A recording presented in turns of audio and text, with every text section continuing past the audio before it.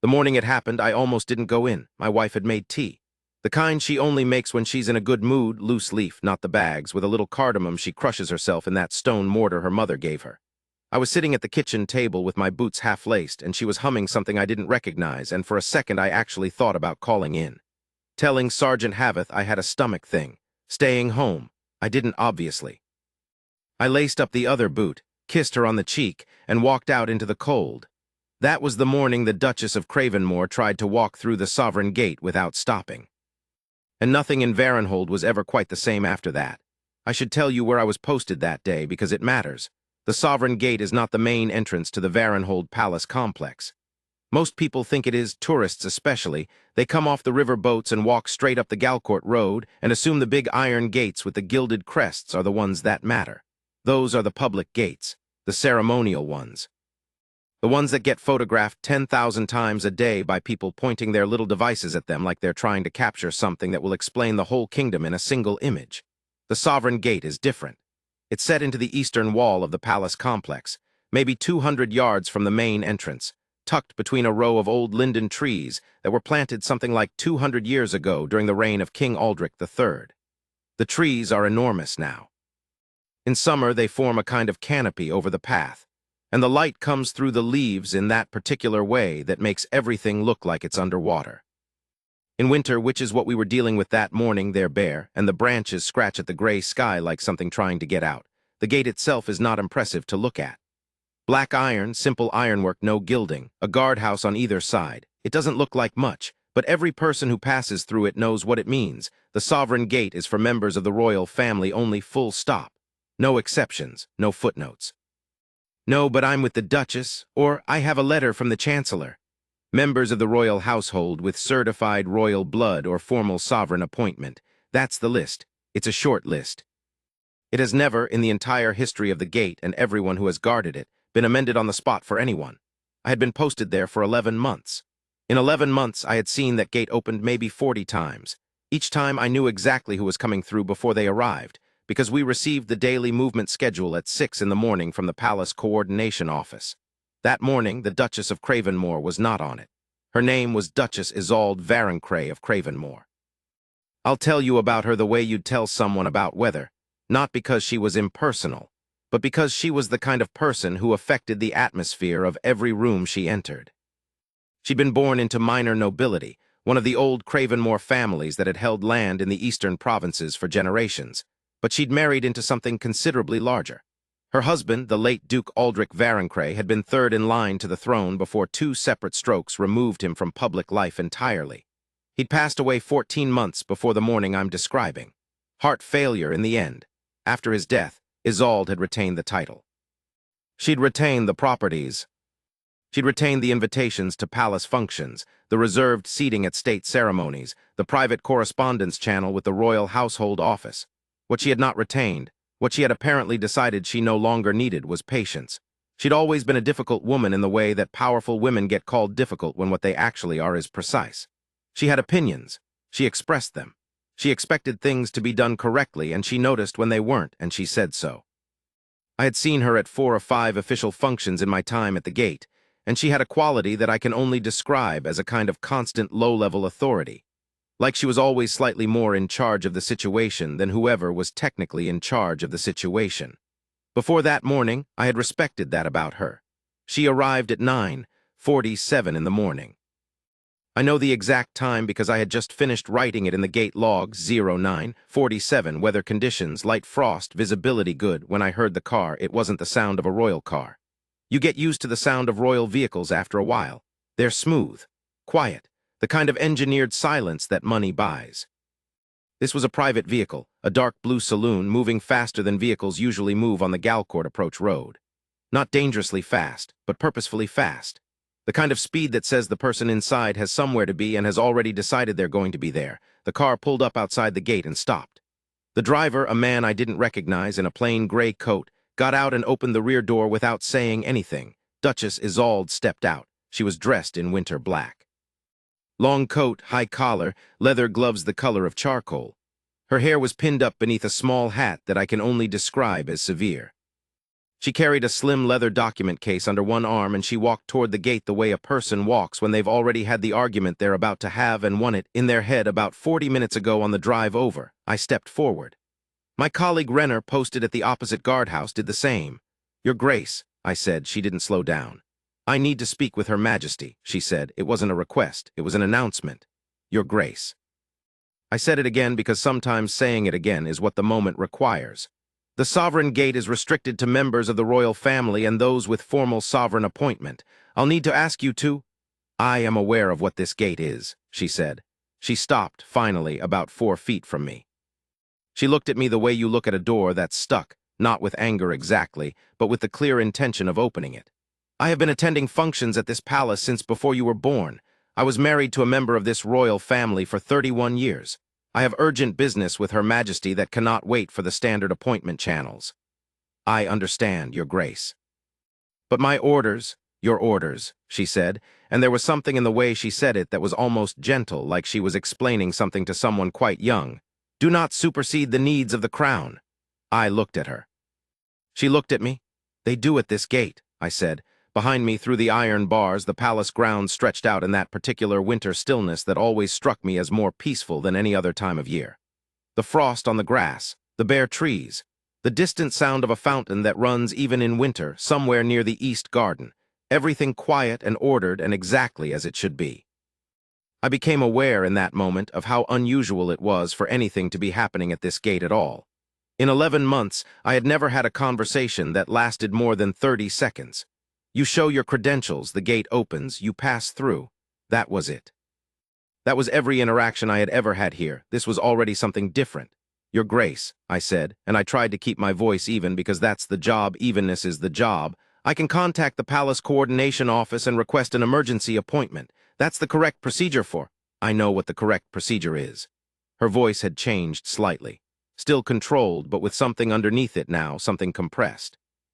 "I also know that the Palace Coordination Office is currently being managed by people who report to the Lord Chamberlain, who reports to the Crown Secretary, who has been blocking my correspondence for 6 weeks. So you'll forgive me if I've decided to skip several steps." Renner caught my eye from across the gate. I gave him nothing back. "This wasn't a moment for looks. Your Grace, I cannot open this gate." She stared at me for a long moment. Then she reached into her document case and produced a folded letter, which she held out toward me. "This is a letter from the late Duke Aldrich Varencre, written 8 months before his death, granting me formal proxy authority over his royal household access rights. It has been reviewed by 2 separate legal councils. It entitles me to access any royal property that the Duke himself would have been entitled to access. I did not take the letter. Your Grace, I'm not in a position to evaluate the legal validity of—" "Then get someone who is." There was a beat of silence. "Yes, Your Grace," I said. "Please wait here." I went into the guardhouse and I called Sergeant Haveth. He picked up on the second ring, which meant he was already at his desk, which meant the day had already started in the way days start when something is about to happen. "Haveth, Sergeant, I have the Duchess of Cravenmore at the Sovereign Gate requesting entry. She is not on the movement schedule. She is presenting documentation she claims grants proxy access through the late Duke's household rights. She is asking to see Her Majesty directly." There was a pause, a long one. "Is she calm?" I looked through the guardhouse window. Duchess was standing precisely where I had left her, perfectly still, her document case under her arm, looking at the gate as though she was waiting for it to come to its senses. "She's calm," I said. "Open the gate. Don't tell her you're calling up the chain. Keep her talking. I'm notifying the Crown Secretary's office now. Understood? Merrick. That was my name, Merrick. Do not open the gate." "Yes, Sergeant." I put down the receiver and walked back outside. She was still there. Of course she was still there. I don't know what I expected. That she would have gotten back in her car and driven away? That was never going to happen. I understood that from the moment she stepped out. Whatever had brought her to this gate on this cold morning, it was not something that could be redirected with a polite procedure. "Your Grace," I said, "I've contacted my commanding officer. We're working through the appropriate channels as quickly as we can. Can I ask you to wait in your vehicle where it's warm? I can bring you tea from the—" "I'll wait here, of course." I stood at my post. She stood at the gate. The linden trees made that dry sound bare branches make in a light wind, a kind of papery clicking that was the only sound for a long moment. Somewhere above us, a crow landed on the top of the gate and looked at both of us with the particular unimpressed expression crows always seem to have. Then it left. "How long have you been posted here?" she asked. I was surprised. Not by the question itself, people ask that sometimes, but by the tone. It wasn't hostile, it was almost conversational. 11 months, Your Grace, she nodded. You know who built this gate? King Aldrich III, I said. 212 years ago. 217, she said. The historians keep getting it wrong. They count from the completion of the ironwork, but the foundation stones were laid in the winter of the 4th year of his reign, not the 9th. She was quiet for a moment. My late husband used to argue about it with the palace archivists. They never changed the plaque. I didn't know what to say to that, so I said nothing. He loved this gate, she said.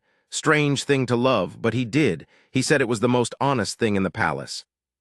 Because it doesn't pretend to be something it isn't. It doesn't have all the gilding and the ceremony. It just does what it does. She looked at me. I respected that about it, she said. And then very quietly, I still do. That was when I heard the second car. It came from inside the palace grounds, from the inner road that runs along the east garden wall. I heard the tires on the gravel before I saw the vehicle, and then a dark green royal saloon came around the curve of the path and pulled up on the inside of the gate, maybe 20 feet back. The door opened, and Queen Maren stepped out. I want to be precise about this moment because people have gotten it wrong in the retelling, and the wrongness matters. Queen Maren II had been on the throne for 14 months. She had come to the throne following the abdication of her elder brother, Crown Prince Edric, who had stepped back from the succession in circumstances that are still, to this day, the subject of considerable speculation and some amount of national pain. Maren had not expected to be queen. She had prepared for it, in the way all royals prepare for contingencies, but expecting and preparing are different things, and everyone who watched her in those first months could see the weight of the difference in the way she carried herself. She was 39 years old. Dark hair, pale complexion, the kind of stillness that comes either from great peace or great discipline. With Maren, you were never entirely sure which. She dressed simply for a queen. She spoke simply. She had a reputation already established for saying exactly what she meant. She stopped when she saw the Duchess. The Duchess stopped breathing for just a second, and then Maren said, clearly and without ceremony, Isolde, I thought you might come. Nobody moved for what felt like a very long time. It was probably 4 seconds, maybe 5. But in those 4 or 5 seconds, something happened in the air between the Queen and the Duchess that I can't fully describe. Only say that it was there, that Renner felt it too, because I saw him shift his weight in the way soldiers shift their weight when they're not sure what's happening, but they know something is. And that whatever it was, it had history in it. A lot of history. The kind that accumulates between two people over years and years of proximity and circumstance and things left unsaid. Then Queen Maren nodded toward the gate. Open it, she said. She was looking at me. I did not open the gate. That sounds like an insane thing to say. The Queen told me to open the gate and I didn't open it. But you have to understand, and I need you to understand this clearly, because the inquiry later asked about it at length. My orders in that moment were explicit. Sergeant Haveth had said, do not open the gate 11 minutes earlier. The gate protocol was clear. Verbal instructions from a royal family member do not supersede written standing orders at the sovereign gate without counter-authorization from the commanding officer on duty. That is the rule. It exists because the sovereign gate's security integrity depends on nobody making exceptions in the moment, no matter who's making them. I looked at the Queen. Your Majesty, I said. I've contacted my commanding officer. I'm awaiting counter-authorization. It should only be a... Merrick. Renner said my name very quietly, a warning sound. Sergeant Haveth's order was explicit, I said, not loudly, just firmly. I'm waiting for counter-authorization. Queen Maren looked at me for a moment. I'd be lying if I said it wasn't one of the more uncomfortable moments of my career. There's a particular quality to being looked at by a monarch, even a new one, even a reluctant one, that is difficult to describe. It's not exactly intimidation. It's more like the sudden awareness that you are a very small element in a very large system, and that system is currently paying attention to you. Of course, she said after a moment. Correct procedure. And she waited. The counter-authorization came through 45 seconds later, Haveth's voice on my earpiece. Merrick, the Crown Secretary has reviewed. Open the gate. The Queen has authorized the Duchess's entry verbally, and it's being documented. Open the gate. Understood. I unlatched the gate and swung it open. The Duchess walked through. She didn't rush. She didn't look triumphant. She walked through the sovereign gate with exactly the same steady, precise step she'd had when she arrived, and she came to a stop 2 feet from Queen Maren, and for a moment they simply looked at each other. You should have come to me directly, the Queen said. I tried, the Duchess said. 6 weeks ago, the channels were closed. Something moved across the Queen's face, not quite an expression, more like a weather change, brief, internal, gone before you could name it. "Come inside," the Queen said. I closed the gate behind them and went back to my post. Renner looked at me from across the guardhouse. I looked back. Neither of us said anything. We didn't need to. We'd both just witnessed something that was not on the schedule and was not in any briefing, and was not the kind of thing that happened at the Sovereign Gate on a Tuesday morning in deep winter. I picked up my log and wrote, 0958 HM Queen Maren authorized entry for Duchess Isolde Varencray of Cravenmore via verbal counter-authorization confirmed by Crown Secretary. Gate opened and closed. Both parties proceeded to inner palace grounds. Then I put the log down and stared at the frost on the grass for a while. What happened inside the palace that morning, I didn't know. Not then, I heard later, in pieces, the way you hear things in the guards' quarters when people are trying not to gossip but can't quite stop themselves, that the Duchess and the Queen had met privately in the Queen's winter study, which is a small room on the east side of the palace that almost nobody uses in the cold months. That the meeting had lasted 2 hours, that it had not been quiet.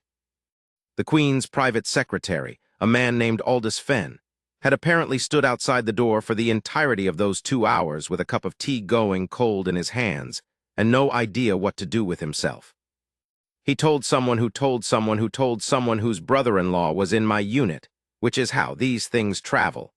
The subject of the meeting, as best as I could piece it together, was the matter of precedence.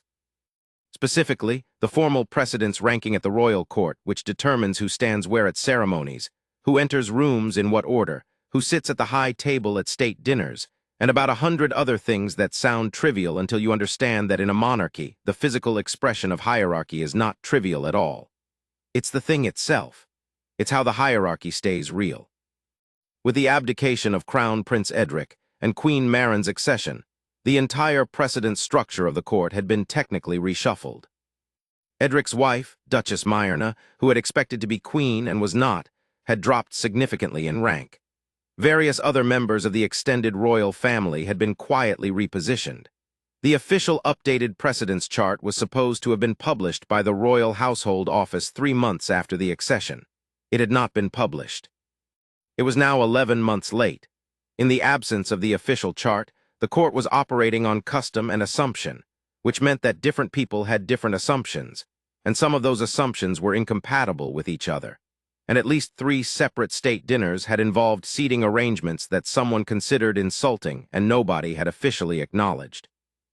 The Duchess of Cravenmore, as the widow of the late Duke Aldrich Varencray, who had been 3rd in the succession, was one of the people whose position in the new order was genuinely ambiguous.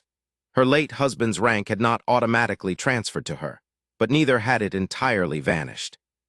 And the question of exactly where she stood in the formal hierarchy of the court was one that the Royal Household Office had been avoiding answering. That, as far as I could understand it, was what she'd come to settle. I had the afternoon shift at the gate that day, which meant I was technically on duty until 6 o'clock, by which point the winter light had been gone for an hour, and the frost on the approach road had hardened back into something closer to ice.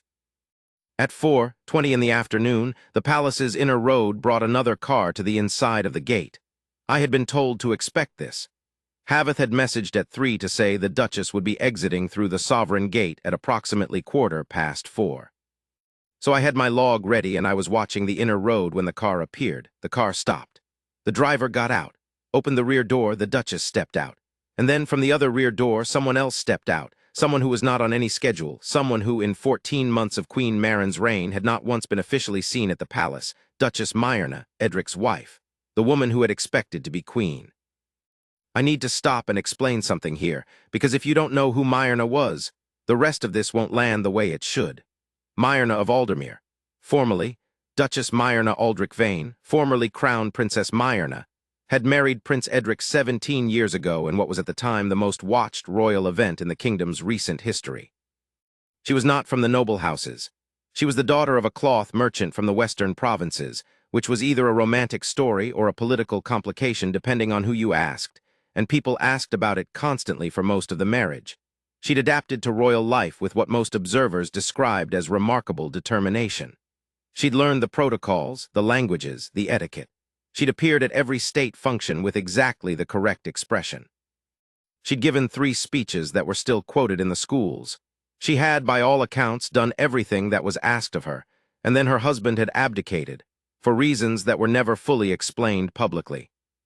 For reasons that the official statement called a matter of personal conscience and the health of the kingdom, which is the kind of language that means everything and nothing simultaneously. Myrna had not abdicated with him. There was no mechanism for her to do so. She had simply ceased overnight to be the crown princess. She had become a duchess in name, in a title that felt to most people like a polite fiction applied to an enormous wound. She had not been seen publicly at the palace since. And yet here she was at 4:20 in the afternoon, stepping out of a car at the sovereign gate. She was taller than I remembered from photographs. Her hair was lighter, too. She'd gone gray at the temples in a way that the photographs I'd seen hadn't quite captured.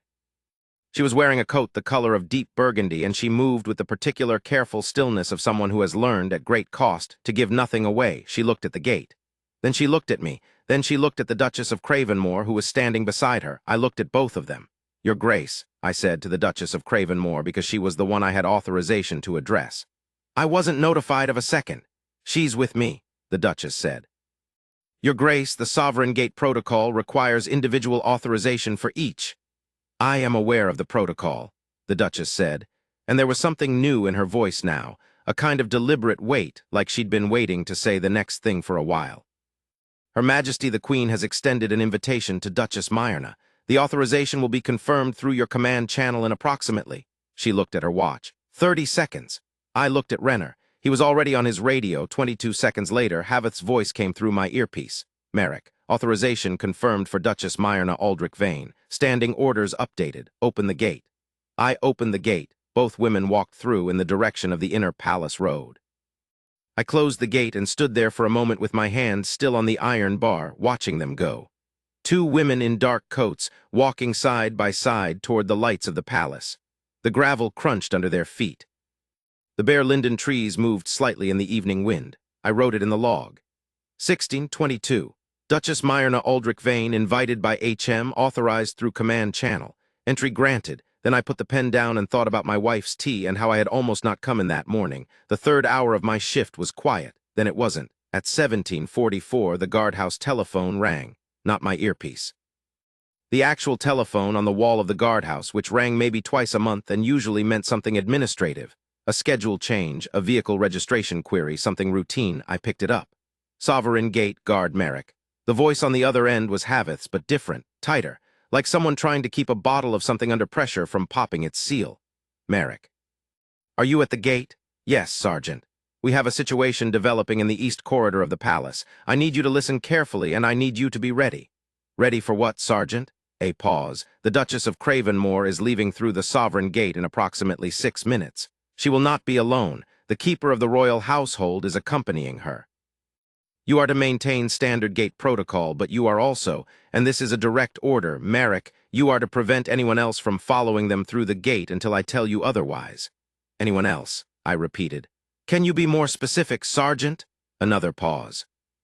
"Longer this time? You'll know when you see it." The line went dead. 5 minutes and 50 seconds later, the inner road brought 2 vehicles. The first was a black palace car moving at the measured speed of official business. It stopped at the inside of the gate, and 2 people got out. The Duchess of Cravenmore. And beside her, the keeper of the royal household, Lord Aldrich Penharrow, a man I'd seen maybe 3 times in 11 months, always at state events, always with the particular expression of someone who is either very calm or very unhappy and doesn't want you to know which. Behind the first car, maybe 30 feet back, a second vehicle had stopped. Its doors had not opened. I unlatched the gate. The Duchess walked through. Lord Penharrow followed. Neither of them looked back. I closed the gate. The second vehicle sat there. Its door opened. The door opened and a woman stepped out, and I knew immediately that this was what Haveth had meant. Her name was Countess Veldra Rain Ashford of Pelcourt. She was 61 years old. She had served in the royal household office for 23 years, and she was, in the informal hierarchy of the court's administrative layer, one of the most consequential people in the kingdom who nobody outside the palace had ever heard of. She managed the ceremonial calendar. She oversaw state protocol. She had, for the past 11 months, been the person responsible for not publishing the updated precedence chart. She was also, as I had heard in fragments and whispers over the past several months, the person who had been blocking the Duchess of Cravenmore's correspondence. She walked toward the gate at a pace that was not quite a run, but was the fastest walk I had ever seen anyone maintain while still technically walking. She had a document folder clutched to her chest.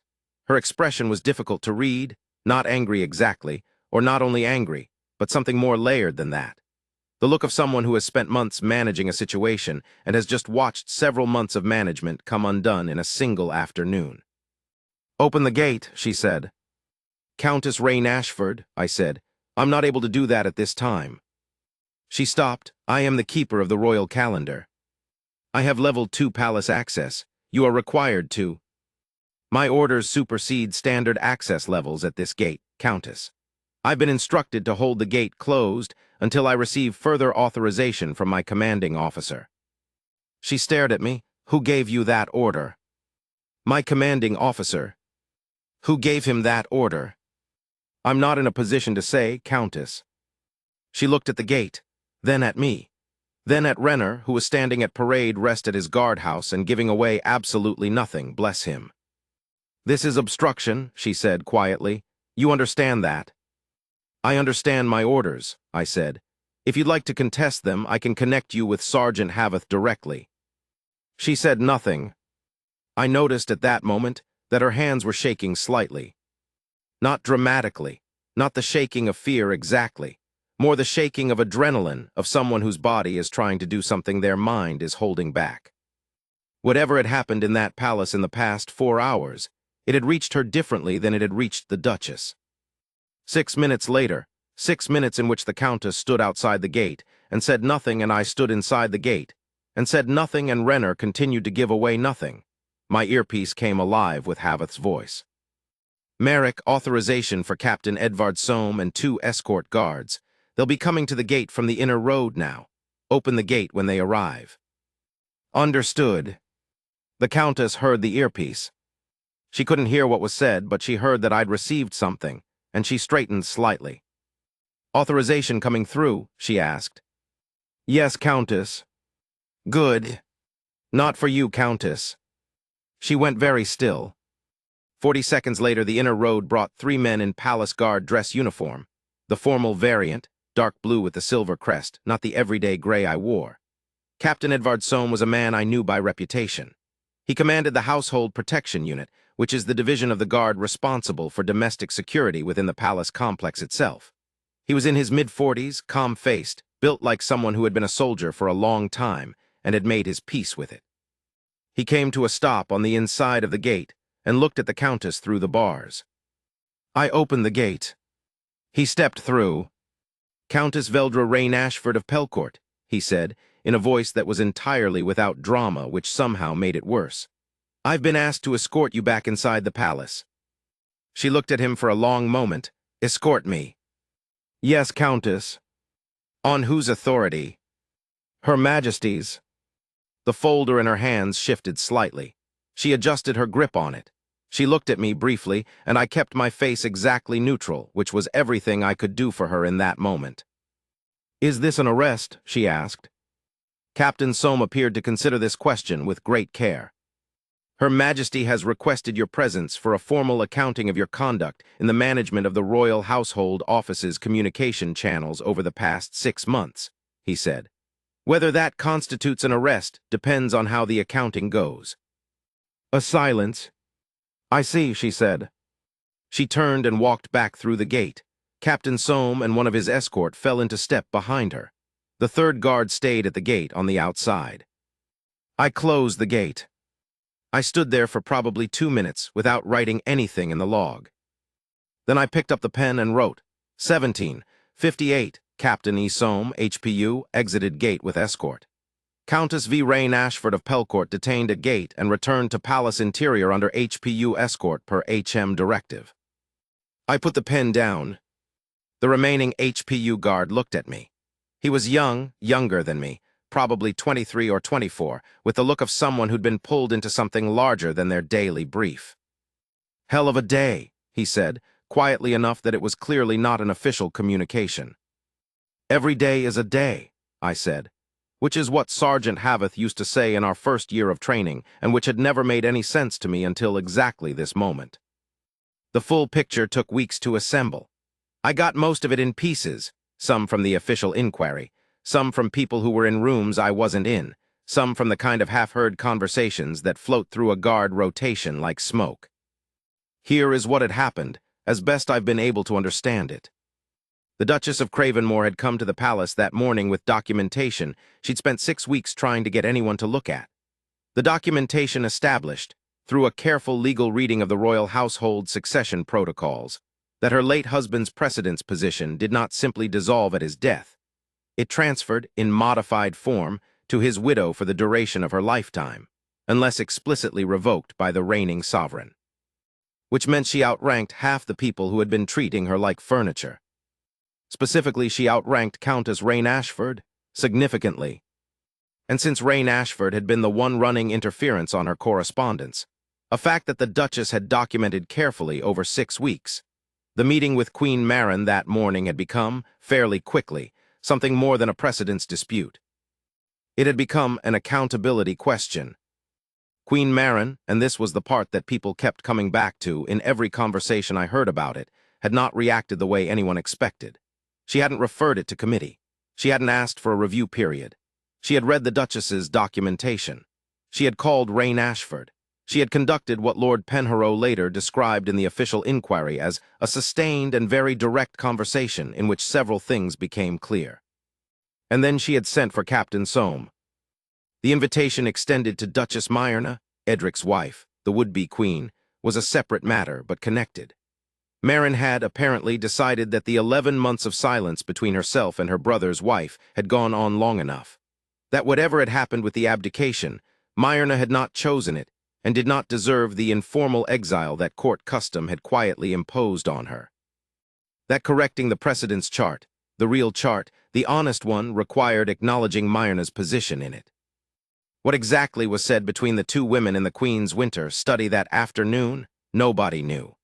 Lord Penharrow, with his cold cup of tea, hadn't heard enough through the door to reconstruct it. But when Myrna had left, people said she'd looked different, not happier exactly, but less compressed, like something that had been held too tight for too long had been, even slightly, released. I didn't see the Queen again that day. But at 1915, I was still on post, the shift running long because of the events of the day. A message came through from the Palace Communications Office. It was being distributed to all active Palace Guard personnel. It was short. It read, "Effective immediately, the formal precedence chart for the Royal Court of Aldermere has been certified and will be published in full in tomorrow's Royal Gazette. Her Majesty thanks the Royal Household staff for their service and reminds all household personnel that the correct administration of protocol is not a bureaucratic function. It is a statement of the kingdom's values." I read it twice. Then I read it a third time. Renner came over at the end of the shift when we were doing the gate log handover to the night team. He was quiet for a while, helping me count the entries. We'd had 11 gate interactions that day, against a normal average of 4. Then he said, without looking up from the log, "Do you think she knew, when she came this morning, do you think she knew it was going to go that far?" I thought about the Duchess, the way she'd walked toward the gate, the document case under her arm. The way she'd talked about her husband loving this gate, the most honest thing in the palace, the thing that does what it does. "I think she came prepared for it to go that far," I said. "Whether she knew it would, I don't think that's the same thing." Renner nodded. "And Myrna?" I shook my head. "That I don't know." We were quiet for a moment. The night team was arriving. I could hear the crunch of boots on the frost-hardened path. The linden trees were completely still now, the wind having dropped with the temperature. "What do you write for a day like this?" Renner asked, nodding at the log. I looked at the entries. 11 lines, the Duchess's arrival, the gate opening, the authorization for Myrna, the hold order, Rain Ashford at the gate, Captain Soame, the escort. 11 lines. Roughly 400 words of gate log notation. For a day that had redrawn, in some way I didn't entirely understand yet, the map of how this court worked. "You write what happened," I said. "Exactly what happened. Time, action, authorization, outcome." I closed the log. "The meaning of it, that's for someone else to work out." I walked home in the dark. The frost was back on the streets of Varenhold, the same frost as the morning, or near enough that you couldn't tell the difference. The city was quiet.